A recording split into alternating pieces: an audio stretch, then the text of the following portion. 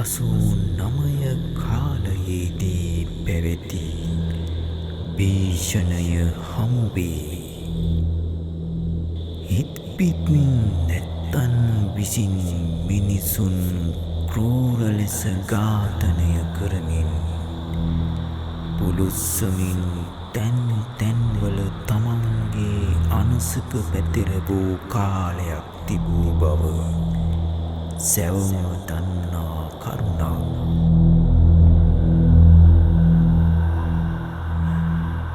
මේ සිදුවීම් හමුවේ මිනිසුන් වද වේදනා විඳිමින් මියගියද ඇතැමෙක් මියගියේ නැත. ප්‍රාණය නිරුද්ධ වූවා පමණි.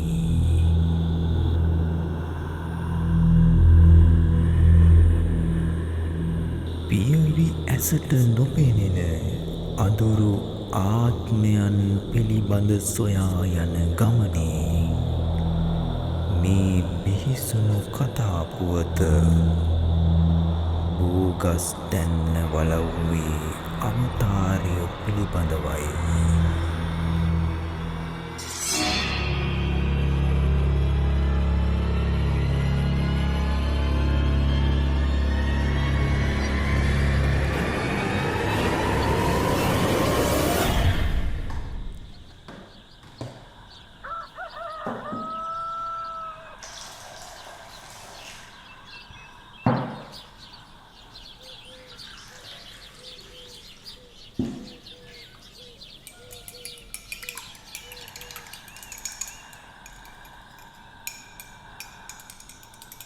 සුමේද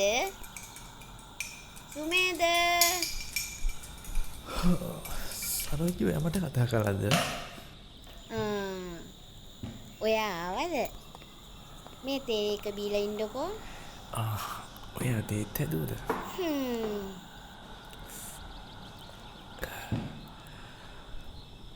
මේ සරෝජි මේ මං හිත ෆොටෝ ෂූට් එකකට යන්න දාගෙන තියෙනවා. ඔයාට පුළුවන් නේද මං එනකන් තනියම ඉන්න? බැරි කමක් නෑ. ඒත් ඔයා හෙට කොහෙද යන්නේ සුමේද? සරෝජි ඒක ලස්සන ගම්මානයක්. මගේ යාළුවෙක් තමයි මට ඒක හොයලා දුන්නේ. බෝගස් දෙන්න කියලා. කොහොම හරි ගියොත් නම් ලස්සන ෆොටෝ ටිකක් නම් ගන්න බැරි වෙන්නේ නැහැ. කෝකටත් පරිස්සමෙන් සුමේද. මොන වුණත් මේක මගේ රස්සාවනේ සරෝජි. අමාරුවෙන් වුණත් කරන්න වෙනවා ඉතින්. ඒක මන් දන්නවා සුමේද. කෝකටත් ඔයා පරිස්සමෙන් ගිහින් වැඩ ටික කරන් එන්නකෝ. දෙවියන් ඔයාව ආරක්ෂා කරයි.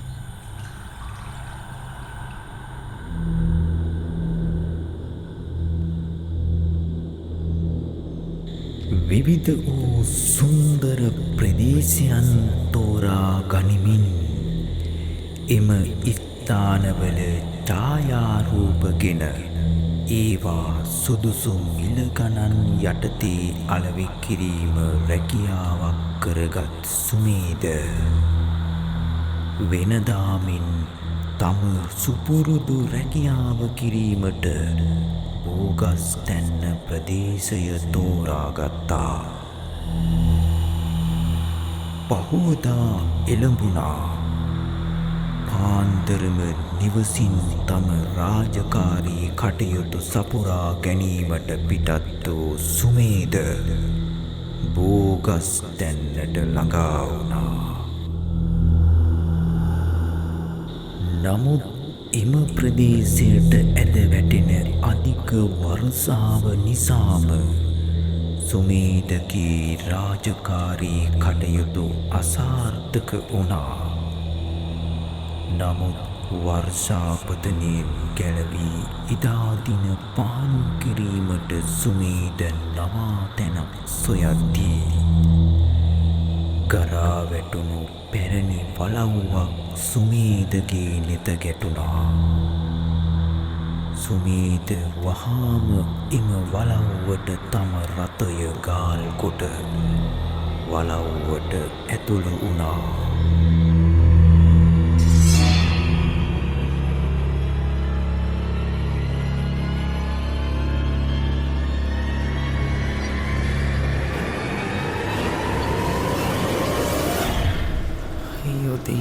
මැස්සත් එක්ක අද මට මගේ වැඩිවත් කරගන්න උනේ නෑ. කමන්නේ අද මෙහෙම ඉඳලා හෙට උදේම යනවා. ඒත් නවතින්න තැනක් හොයාගන්න ඕනනේ. බලන්න ඕනේ පොඩ්ඩක් එයක්වත් තියෙනවද කියලා. අර ගෙදරක් නේද? පොඩ්ඩක් වාහනේ නතර කරලා බලන්න ඕනේ.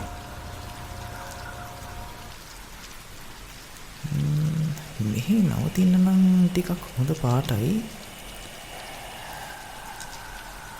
අපොයි දෙයියනේ මේ වැස්ස නම් පායන පාටක් ඇත්තෙම නෑනේ.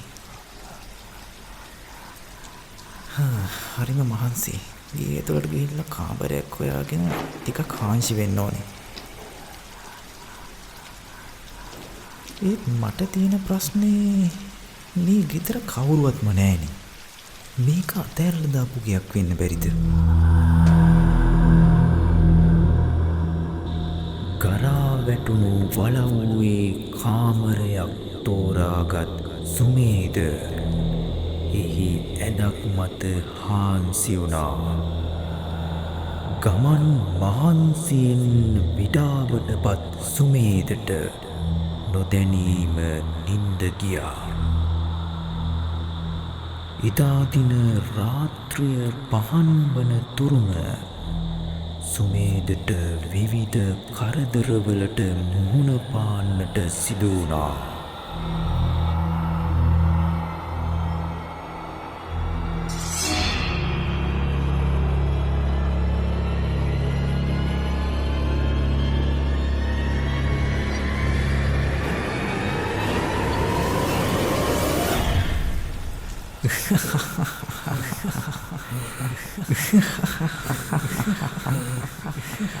නැගිටපන් මාවා මොමෝයි මරලා පුච්චන්න පුළුවන් නම් මට උඹව ඉවර කරන්න වරදක් තියෙන්න ඕනේ යකෝ. නැගිටපන්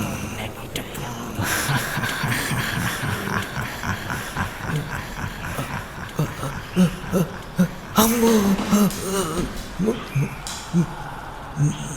මොකක් දෙයනේ මංගේ දැක්ක හීනයක්ද? එතකොට මොකක්ද මේ වෙන්නේ?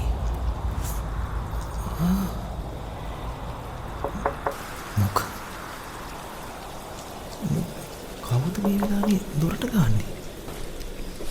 බලමු. කවුරුත්ම නෑ. මෙතන නම් මොකක්දෝ දෙයක් වෙනවා. ඔව් මට ඒක දැනෙනවා. කමක් නෑ. මොකක් වුණත් උදේට මෙතනින් පිට වෙන්න ඕන. ඒක ඇඟට ගුණයි. ආයෙත් දොරට ගහනවා. කවුද මේ?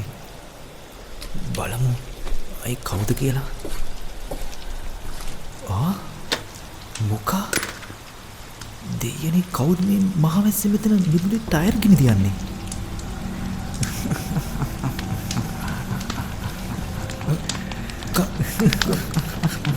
කවුද? කවුද? කවුද? කවුද උතන?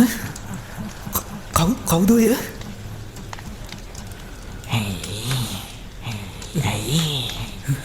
උඹට මාව අඳුරන්න බැරිද? හිතා අපිව කිසිම වරදක් නොකර මෙන්න මේ විදියට ටයර් වල දාලා ගිනි තියලා පුච්චලා මැරුවා. මං ගියේ නෑ. එකගෙන් පඩිගත්තා. කියලා මට වෙනසක් නෑ යකෝ. උඹ කියලා මට වෙනසක් නෑ.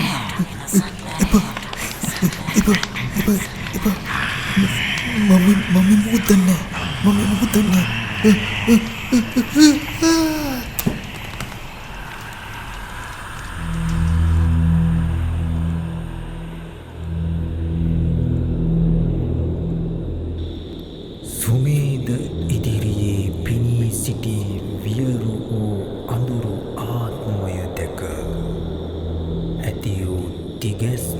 නිසාම සුමේද එම ස්ථානයේම සිහිසුන් වී ඇද වැටුණා. නැවතත් සුමේදට පියවිසිය එළවෙද්දී රැය පහන් වී තිබුණා. ඉන් අනතුරුව සුමේද වහාම නිවස බලා පිටත් වුණා.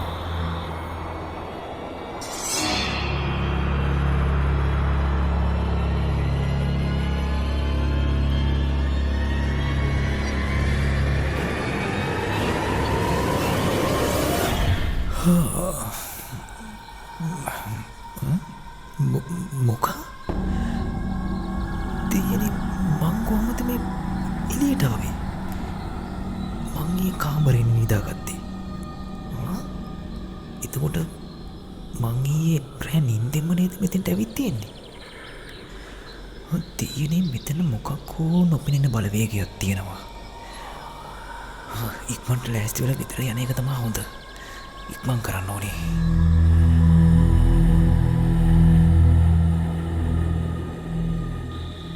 සුමේද පසුව තම රථයෙන් ගමන් ආරම්භ කළා.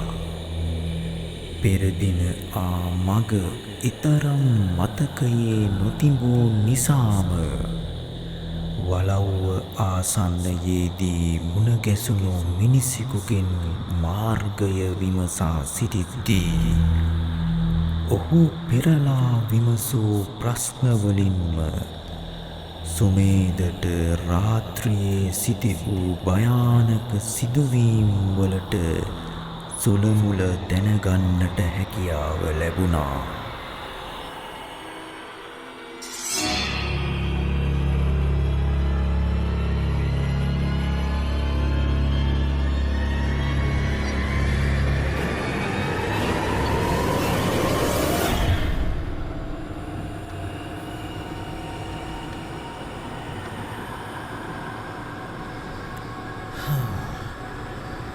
වෙච්ච සිදුවීම් නම් හිතා ගන්නවත් බෑ.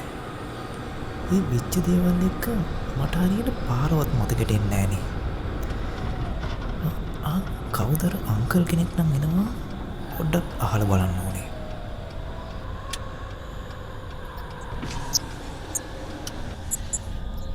මේ අංකල් මේ තරහ නැතුව මට ප්‍රධාන පාරට යන විදිය පොඩ්ඩක් කියන්න පුළුවන්ද? අනේ මොකට තරහ වෙනවද මහත්තයෝ? මේ පාර කියන එක නම් ඒ හැටි දෙයක් නෙවෙයි නේ. මං මේ බැලුවේ මහත්තයා මට එච්චර නිච්චයක් නැහැ නේ. මේ කවුද කියලායි බැලුවේ මම මේ.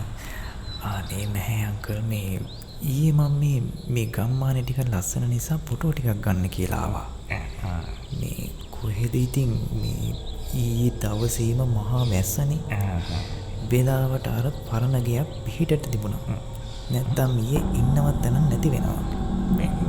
මහත්තයා මේ පරණ ගිය කිව්වේ මේ ඒ කොහෙද මහත්තයා? මේ ඔව් අංකල් අර මේ බෝගස් දැන්න හන්දිය කිට්ටුවම තියෙන පරණ ගෙදර අන්න ඒක තමයි. දෙයනේ මහත්තයා ඔය කියන්නේ බෝගස් දැන්න වලව්ව ගැන. මහත්තයට කිව්වා මොකද? ඉස්සර බීසන කාලේ ඔය වලව්වට ගෙනහිල්ලා තමයි මිනිස්සු 100,000 ගාණක් අමුවේ පුච්චලා මැරුවේ. මොනවා? ඕක මහා හොල්මන් ගුහාවක් මහත්තයෝ. ඕකට ගියපු කිසිම කෙනෙක් ආයේ යහතින් නම් ආවේ නෑ. මහත්තයාගේ වාසනාව. අපොයි දෙයනේ. එහෙමත් ඇත්ත. එහෙනම් ඒක තමයි ඊයේ උණු කරදර ඔක්කොටම හේතුව. හරි. දැන් මට තේරෙනවා. හොඳයි මහත්තයෝ. එහෙනම් ගෙහුම් එන්ටකෝ. මේ ඔහොම කෙලින්ම ගිහිල්ලා දකුණට දාන්න. දකුණට දාලා 70ක් විතර යද්දී ප්‍රධාන පාරේ. මතකයිද? හොඳයි අංකල්. එහෙනම් මම ගිහින් එන්නම්කෝ.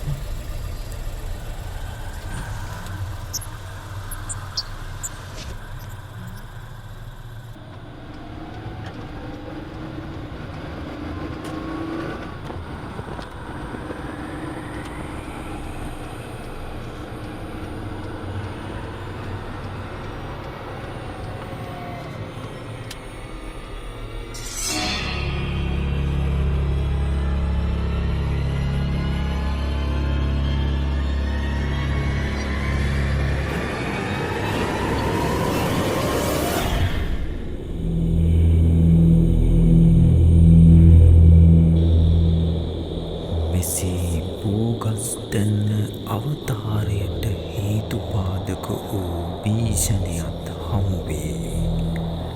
අදටත් බෝගස් දැන්න බලවූයේ වියරු වූ අඳුරු ආත්මයන් සැරිසරන බව මෙම කතාව තුළින් අනාවරණය වී හමාරයි.